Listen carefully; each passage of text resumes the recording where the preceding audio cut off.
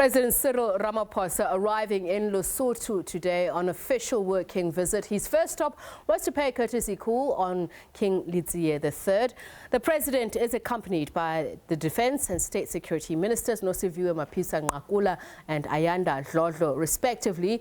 For more on the story, we're on the line to SABC reporter Rapelang Radebe. Rapelang, a very good evening to you. We know that there was a very important order of business for President Ramaphosa as facilitator of the political upheaval there in Lesotho. Tell us about the agreement that was signed between political parties.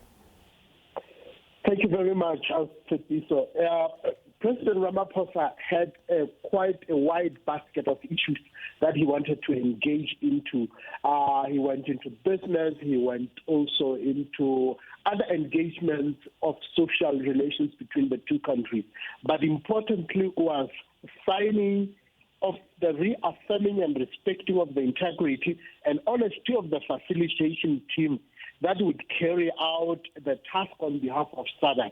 I think this is what is most important, because the political parties have used the reforms process sort of as a fight and stick, such that they can protect and defend their own interests. But today they have reaffirmed that the parties would agree to protect and safeguard the progress and milestone that has been already achieved in the reforms process, such that the parties commit to remove all the obstacles and impediment which might unduly delay or undermine or derail the reforms process in the Kingdom of Lesotho. That was very important. So what are the salient points of the agreement? Essentially, what are they agreeing to do? Because we know that past and similar agreements have not been held on to.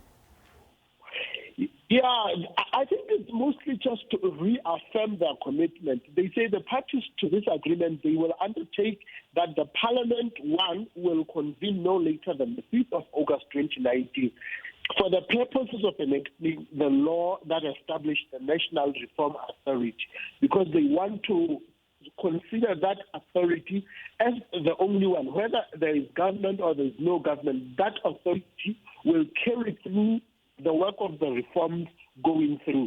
Because you'll understand that with the Parliament closed, with the imminent possibility that some were threatening to topple the government, as they were saying, within the Parliament, this authority will carry with the reforms no matter the problems. Because this is where the heart of the problems of Lesotho are. And as you say, Rapelang, Prime Minister Tom Thabani's party also in serious trouble. Apparently the opposition saying not making any guarantees on a motion of no confidence in him as Prime Minister. How true is that?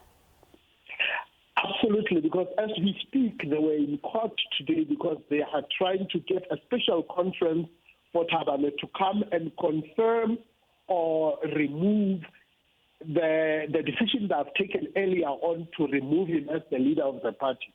So you can tell that the tension is still quite building within there. But the importance of this affirmation is that the authority, with or without the government standing, they can make sure that the reforms will go on. Until the reforms are in place, then we will have no threat of coalition governments toppling within 2 years. We will not have unfettered power of the Prime Minister having to call snap elections anytime he feels like. So some of these things, there's no shortcut about it.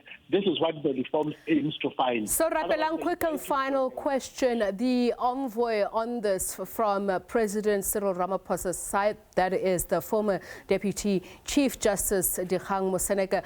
What is his level of optimism that parties will now acquiesce, or rather stick to the commitment they've made? Yes, this is what the closing statement of President Ramaphosa together with Prime Minister Thabane, what they've made.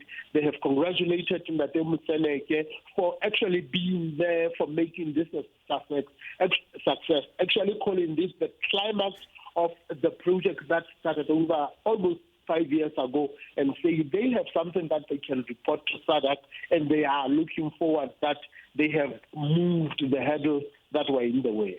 All right, let's leave it there. Thank you very much, Rapelang. SABC reporter Rapelang Radebe in Maseru, Lesotho.